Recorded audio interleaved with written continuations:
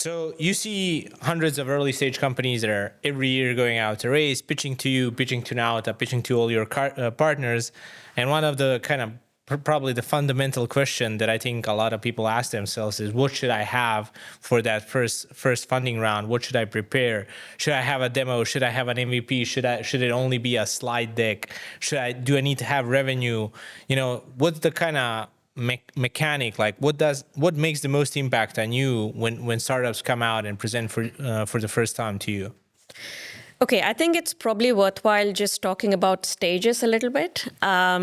Usually for us, when we think about investing, the first institutional round usually is called the seed round. There are obviously, I think, pre-seed funds as well, which invest before that.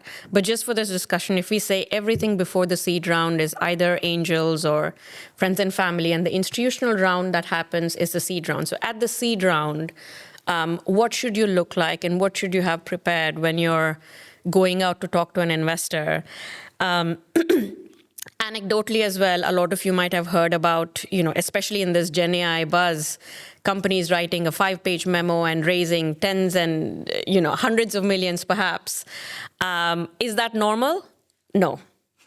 It's highly unusual, but it has a lot to do with perhaps the team that's putting that together and the promise of what they're building.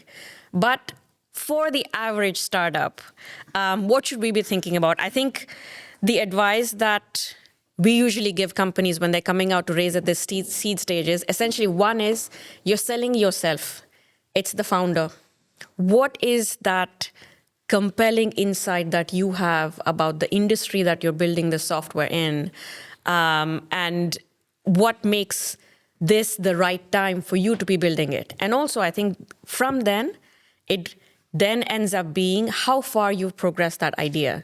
So being prepared to address some of these questions from the investors, I think, is what we're looking for in that first meeting.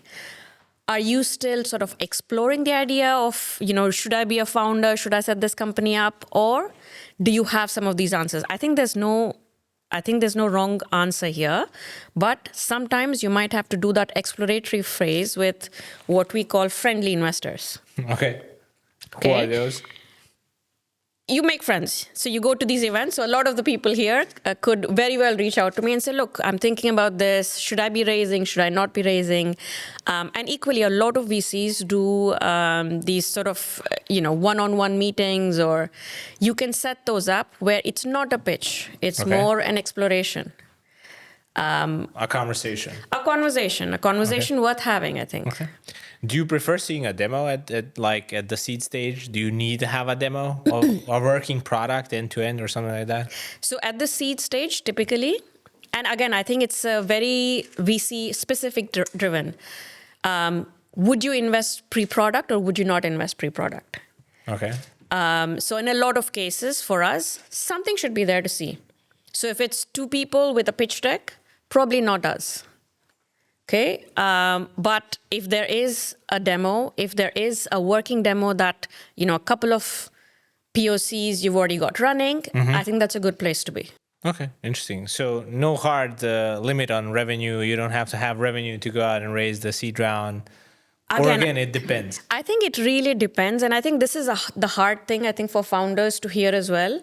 There are VCs who will have very strict guidelines of we want to see, 15, 20, 30K MRR, but those numbers perhaps come from an idea of what the ACV is. But if you're an enterprise software company and you think your accounts are going to be something like 150, 200K, and you haven't yet landed the first one, but when the first one lands, immediately you've got 200K. So I think it's a little bit... interesting. Depends.